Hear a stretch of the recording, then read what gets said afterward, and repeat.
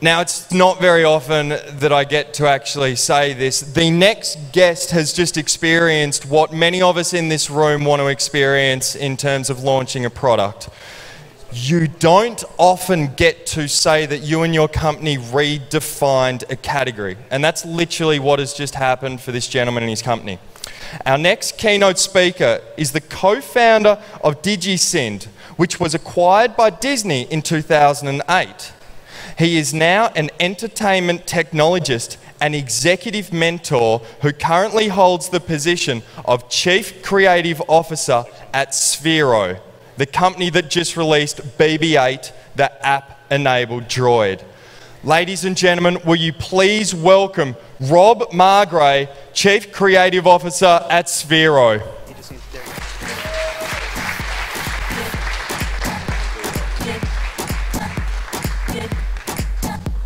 Hello. Hang on one sec.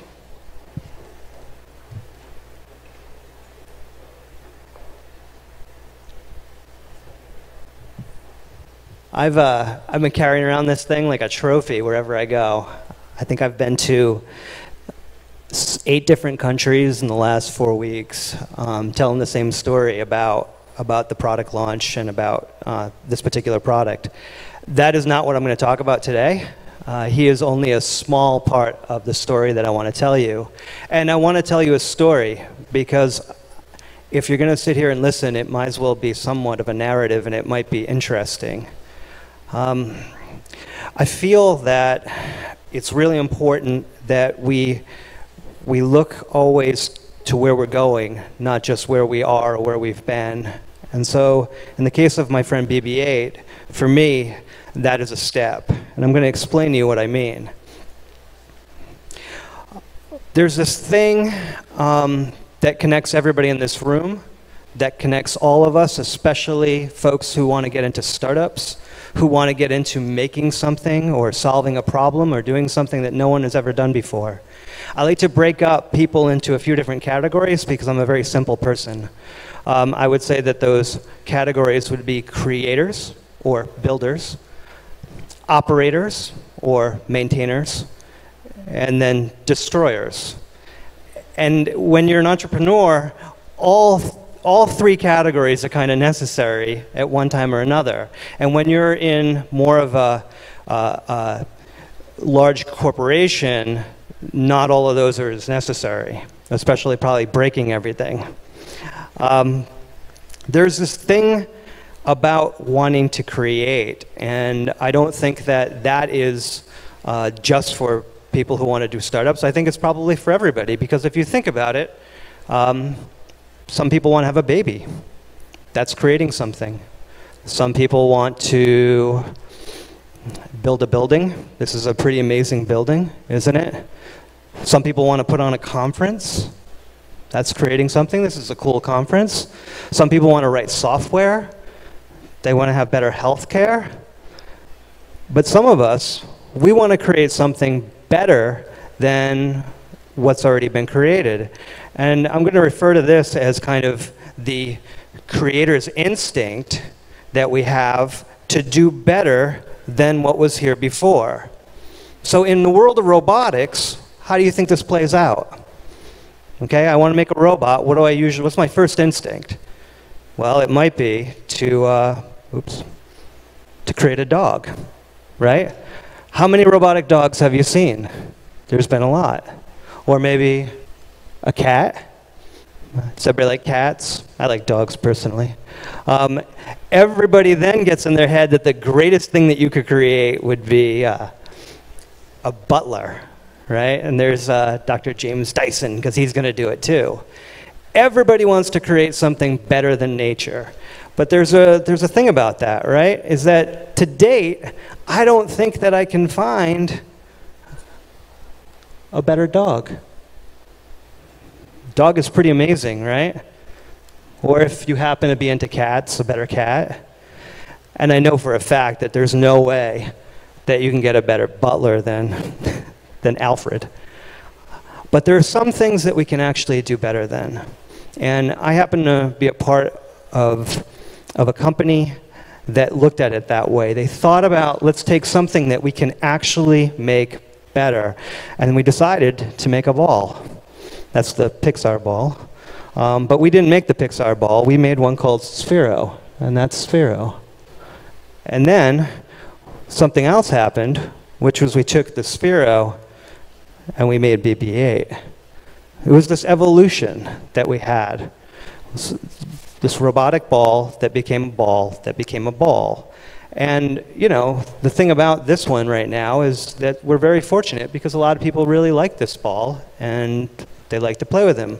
However, I will say that with all of the brain power that we have and all the amazing accomplishments that we've done, our robots are still stupid and dumb.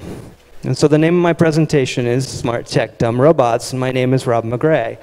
And I've done some things. I am the Chief Creative Officer at Sphero. I used to work at Disney. I mentor some companies and lots of other internet stuff. But I'll tell you, more important than me is actually the promise that was made to me when I was a little boy. I was told that there would be a world someday where I would have this amazing housekeeper who would be my friend and clean my house and do all kinds of stuff, and her name might be Rosie. I was also told some other stuff, like I'd have a flying car, and that didn't come true either. But instead of Rosie, what do I have today? I have a Roomba, and I have a Nest Cam, or Drop Cam. I have two devices that are pretty amazing because one can vacuum, and one can, like, keep an eye on what's going on in my house. But the thing about both of these things is that I have no relationship with them. They don't know me, and I don't know them. I don't love them. They just do something for me. So I ask you, where are the companions that we were promised? Okay? Do you guys remember Robot? And that's Dr. Smith. Danger Will Robinson. Anybody? Yeah, I'm old. Instead of Robot, this is what we got. We got an iPhone. Right? Everybody have an iPhone or some kind of phone on them right now? This is your robotic companion. Let me tell you something about this iPhone. If I was to give you mine and we swap passwords, the iPhone doesn't know.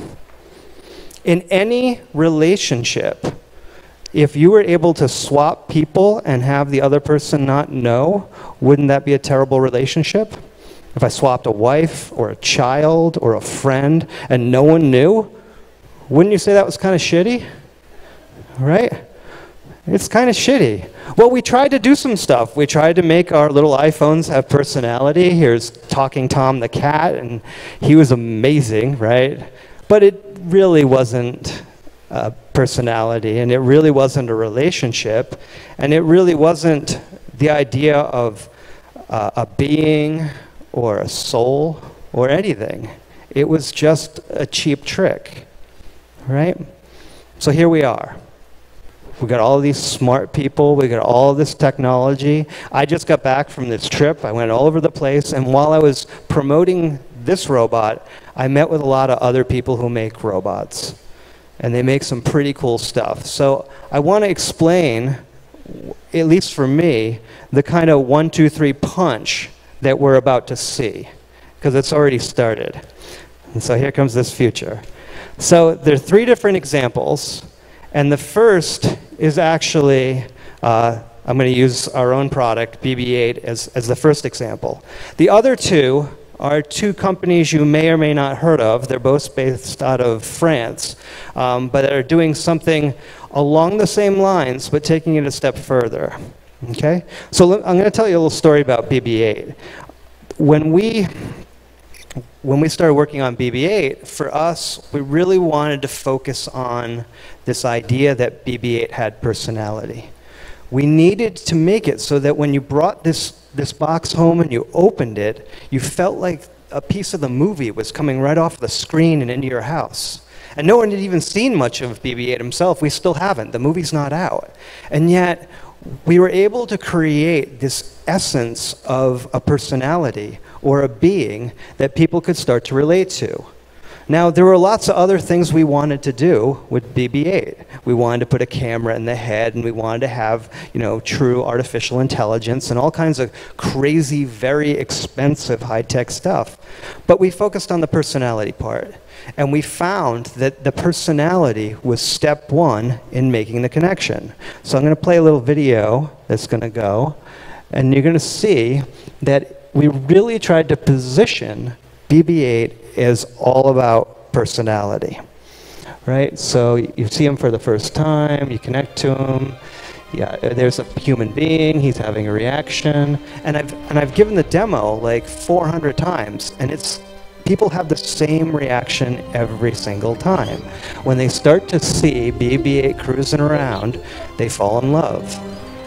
They make movies about him. If you go to YouTube, look at all the content people have made about this little guy. Would they have made that if he had no personality? The other part of that was creating a story. And so we went out and we promoted BB-8. It could have been a 5-minute tech demo to the press. But instead it was a 60-minute story about the future of robotics. People get behind missions, not just brands and products. I know you're watching this video. I'm going to shut up for a minute.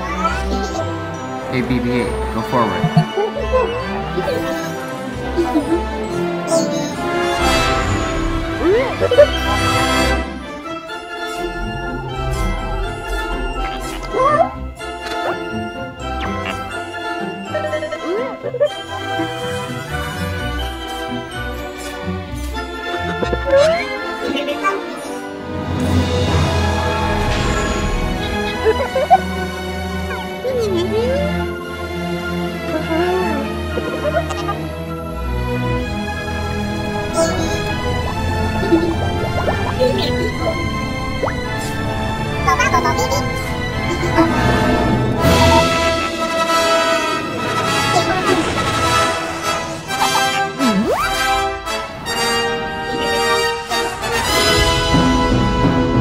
So we focused on personality.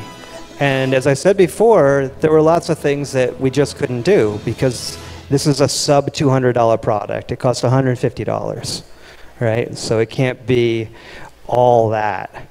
So when I was going around and meeting these companies, the second product that I'm going to show you is a company that is based out of Paris, as I said, and they're called Blue Frog Media. I'm sorry, Blue Frog Robotics. And what it is basically a robotic incubator that's run by these Frenchmen, and they have maybe 50 roboticists all in one floor, this really cool building in Paris. And they're all working on different parts of robotics. And basically they took the best of every kind of invention and put it in one robot and formed a company around it and gave the robot a name, and his name is Buddy. So the little demonstration I'm going to show you is a different kind of way to think about it, and this is that a robot should actually be useful or helpful. So if you remember BB-8, he's just pure personality. He doesn't really do anything, but this one does.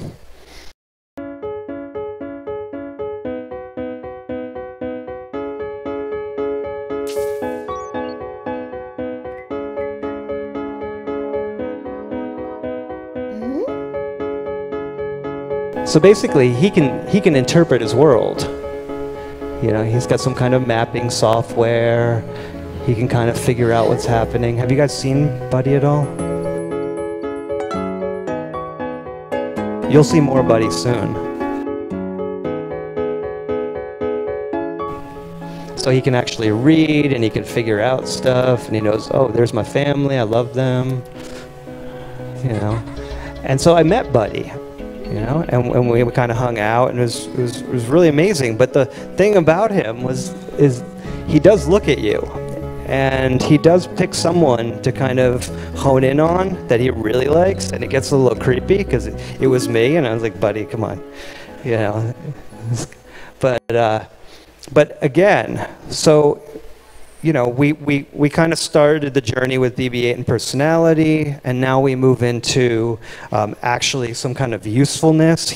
Buddy is actually like a personal assistant, so he takes notes for you, and he can, you know, kind of transfer calls to you. He does all kinds of stuff. But then I'm in another company, and these guys are even crazier. And what they think is that robots should be able to detect how we're feeling. So have you guys heard of this company, Aldebaran? Anybody heard of these guys? They were bought recently by SoftBank. Okay, they make 2 robots. The first one was called Now. Has anybody heard of Now? And the second one is called Pepper. And I spent like an afternoon with Pepper, and I got to tell you, I've done the Oculus Rift thing that we all did at CES last year. Pepper kind of blew my mind a little bit more. So this video is in Japanese, so I'm not worried about the music, but.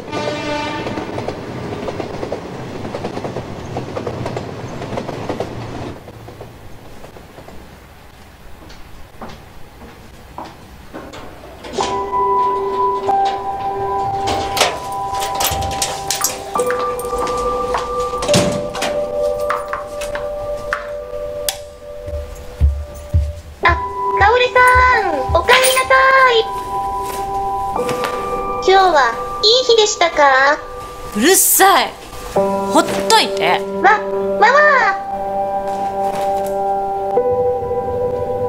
わかりました。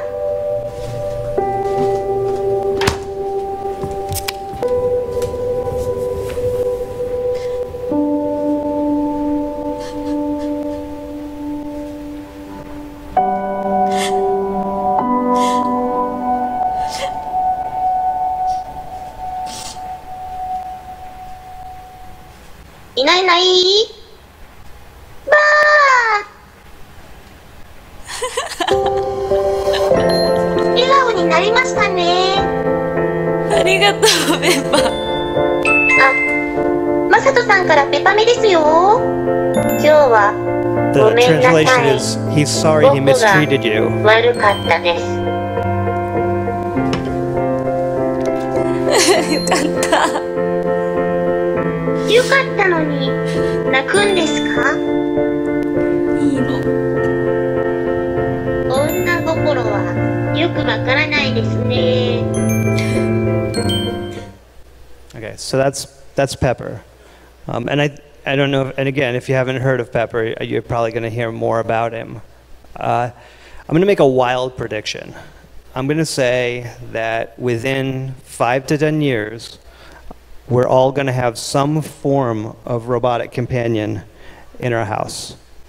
Okay? It will have personality, it will be somewhat useful, and it may or may not have feelings and detect your feelings.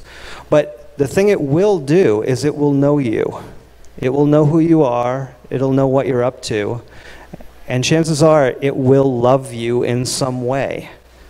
If you think about what we are as people, we're kind of the sum of all of our experiences. So if you think about the way that robots will be programmed, they'll be programmed to kind of, you know, base their personalities or their essence on all the experiences that they have, in this case, probably with you, your owner. And I know this sounds a little crazy, but the little kids who are flocking to the stores for the BB-8s, they're going to be the adults that have the home robot. It won't be that weird.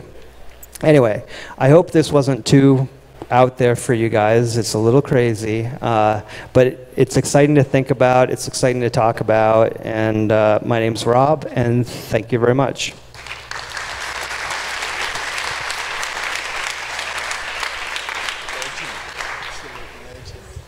That was amazing. I think consumer robotics, I'm so damn excited for where we're going with that. That is wonderful.